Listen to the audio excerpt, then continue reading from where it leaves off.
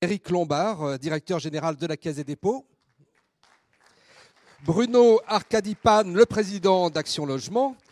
Valérie Mancret-Taylor, la directrice générale de l'ANA. Olivier Klein, le président de l'ANRU. Et Roland Mouchel-Blaiseau, le directeur du programme Action Cœur de Ville. Voilà, madame, messieurs, prenez place. On a le pack donc, des partenaires. Oui, j'aurais pu. Il pèse très lourd, là. Il y a quelques milliards là devant vous, mesdames, messieurs. Et il y a surtout donc cette volonté commune avec un dispositif, comme nous le disait à l'instant Jacques Mézard, un dispositif qui doit être simple d'utilisation, agile et surtout partir de la volonté des territoires. Alors, Éric Lombard, quand on dit territoire, c'est votre cœur de métier, hein, et aujourd'hui, donc, une très forte mobilisation pour la Caisse, 1 milliard en fonds propres, 700 millions de prêts, et un nouveau dispositif, mais quelque chose qui fait suite à une longue expérience de votre établissement.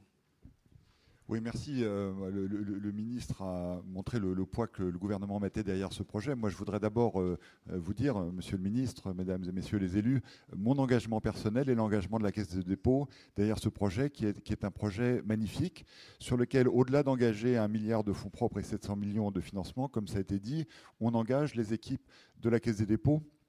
Et je voudrais à la fois être bref et opérationnel pour vous dire que chez nous, le dispositif, effectivement, est en marche depuis quelque temps déjà, parce que ce projet fait suite à un projet Centre-Ville de demain qui a permis de tester la méthode.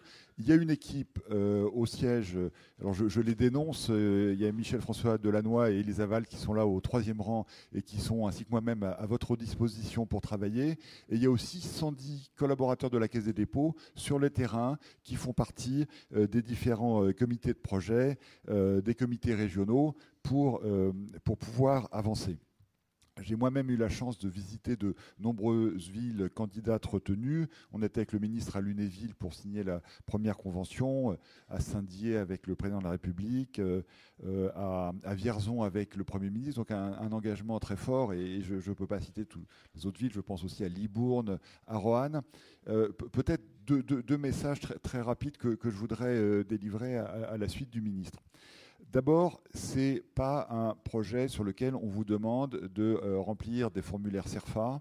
Je dirais d'ailleurs que c'est un projet sur lequel nous ne sommes pas en position de vous demander quoi que ce soit. Ce sont les élus qui sont à l'initiative. Et le côté très novateur de ce projet, c'est que, en fait, l'État, si je peux me permettre, et en tout cas les partenaires, nous nous mettons au service des élus afin de réaliser, de financer vos projets. Et de ce côté-là, on a déjà constaté une grande variété dans les projets qui sont présentés. Parce que toutes les situations sont différentes, entre la métropole et l'outre-mer, entre les régions, entre les villes qui ont des sujets divers. Et cette diversité, je pense que c'est un plus, et il faut que nous, on s'adapte à ces diversités. Deuxième chose, il y a, et le ministre l'a dit, pour beaucoup d'entre vous, des sujets d'ingénierie. C'est-à-dire que vous avez des projets, vous avez été élu sur la base de projets, puis après il faut de l'ingénierie pour que les projets soient transformés en réalisation. Et nous allons financer ces études d'ingénierie qui permettent, une fois que les conventions sont signées, à ces projets de se réaliser. Et puis la Caisse fait évoluer ses doctrines d'investissement et de financement pour vous accompagner. Je terminerai par là. Le niveau de rentabilité dans le cadre de la Banque des territoires, et merci Monsieur le Ministre de l'hommage que vous avez rendu à ce projet qui est au service de tous les territoires de la République. Évidemment, quand c'est un projet d'une SEM ou d'un projet quel qu'il soit, l'exigence de rentabilité, la Caisse n'ayant pas d'actionnaire doit faire des projets rentables, mais elle va être le plus modeste possible pour accompagner le développement des territoires. Et puis, nous sommes également prêts à prendre des risques. Il y a souvent, dans les projets des villes, des questions autour des commerces. Vous avez besoin de remembrer les locaux pour les commerces, de créer des SEM de développement de commerce, soit dans vos villes, soit qui peuvent être régionales. On pourra prendre des risques, y compris en développant des SEM sur des situations où les pré-commercialisations, par exemple, ne sont pas réalisées. Voilà, je ne veux pas être trop long pour que chacun puisse s'exprimer. Encore une fois, nous sommes à la disposition des élus. C'est le message principal que je voulais porter ce matin. Merci Éric Lombard. Bruno Arcadie-Panne, alors Action Logement de plus en plus impliqué sur des politiques publiques, après la politique de la ville, maintenant les politiques Action Cœur de Ville et une très forte implication puisque c'est plus de 1,5 milliard d'euros. Oui, en fait, si on est de plus en plus impliqué, c'est parce qu'on a su nous y faire venir. On a su rendre un dossier extrêmement complexe, puisque la qualité des intervenants qui se sont succédés durant toute la matinée a prouvé la complexité de notre sujet. Et je voudrais véritablement remercier à la fois Jacques Mézard, notre ministre, mais également toutes les équipes qui ont travaillé avec lui, sans oublier évidemment Julien de Normandie, mais les nôtres, quand je dis les nôtres, c'est toutes les nôtres qui ont travaillé vraiment sans arrière-pensée, avec beaucoup de transparence et beaucoup d'efficacité.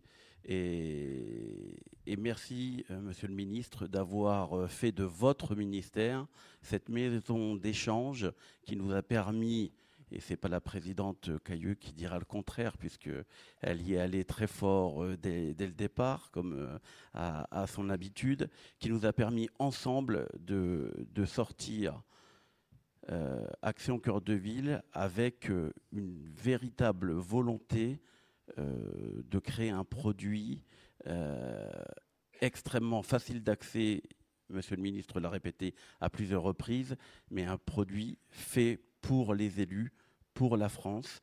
Et qui reprend toutes les composantes du projet, toutes les réponses auxquelles doivent trouver une solution les élus, qu'il s'agisse bien évidemment de l'habitat, du logement, et puis au-delà de la restructuration de l'espace public, du commerce, dont on parlera beaucoup cet après-midi.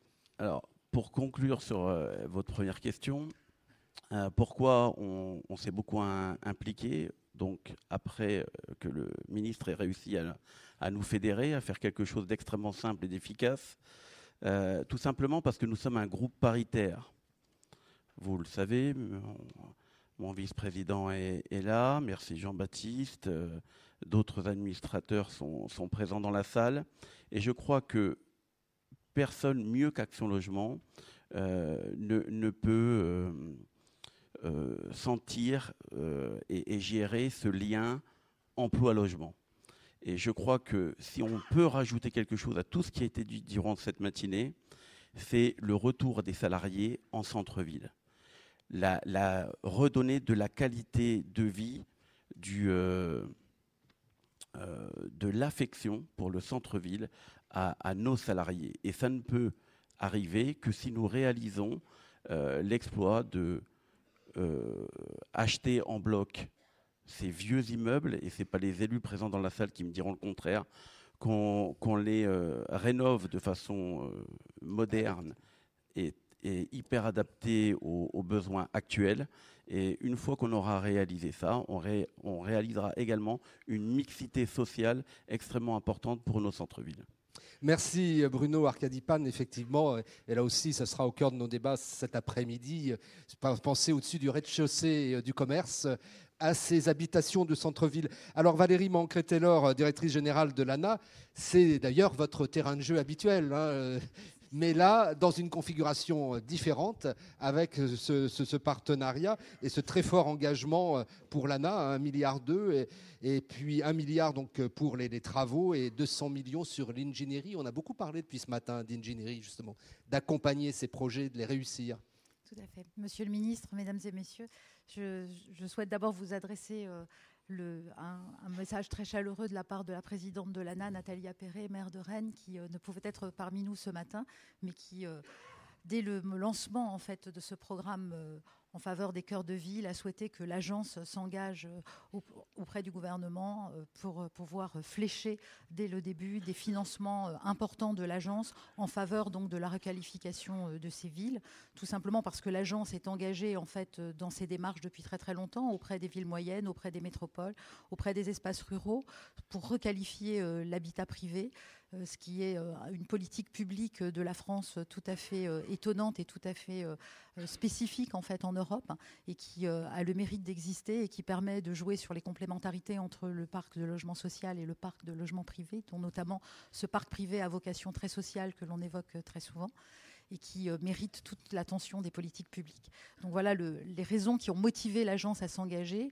Elle s'est engagée bien entendu sans changer en fait ces politiques d'intervention, c'est-à-dire en intervenant en faveur de cet habitat privé locatif ou de cet habitat privé occupé par des occupants souvent modestes et très modestes, pour pouvoir traiter bien entendu la remise sur le marché de logements vacants, pour pouvoir traiter l'habitat indigne, pour pouvoir traiter les requalifications de ces cœurs de ville qui permettent d'améliorer les conditions de vie, qui permettent de répondre aux enjeux de la société du XXIe siècle, où le patrimoine doit effectivement évoluer tout en étant respecté, tout en permettant d'être Alors on l'a adapté. évoqué justement, vous avez entendu ce patrimoine très particulier, souvent historique, et des demandes des propriétaires bailleurs aussi, qui doivent faire des travaux qui peuvent coûter cher à cause de ce patrimoine classé.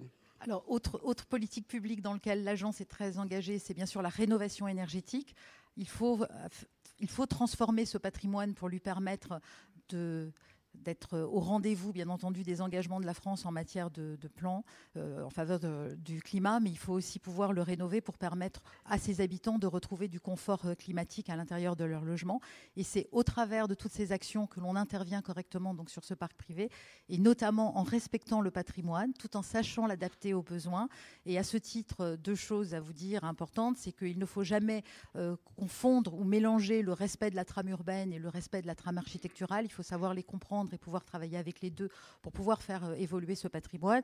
Et ensuite, nous travaillons bien entendu de concert avec le ministère de la Culture pour que les attentes qui sont exprimées par les élus locaux et par leurs habitants sur les territoires soient le mieux pris en compte au travers de ce plan cœur de ville, et que le travail puisse se faire de façon collaborative, souple, ainsi que le ministre Jacques Mézard nous y a invité ce matin et nous y invite depuis qu'il a lancé ce programme. Alors qu'est-ce qui change, vous allez me dire? Ce qui change, c'est effectivement ce 1,2 milliard que vous évoquiez, qui est sanctuarisé pendant toute la durée du quinquennat pour pouvoir abonder en fait les projets tels qu'ils sont portés par les collectivités territoriales, et effectivement pas en divisant 1,2 milliard par 222, mais bien en s'adaptant en fait aux besoins et en fonction des projets et en fonction de ce que les projets portent.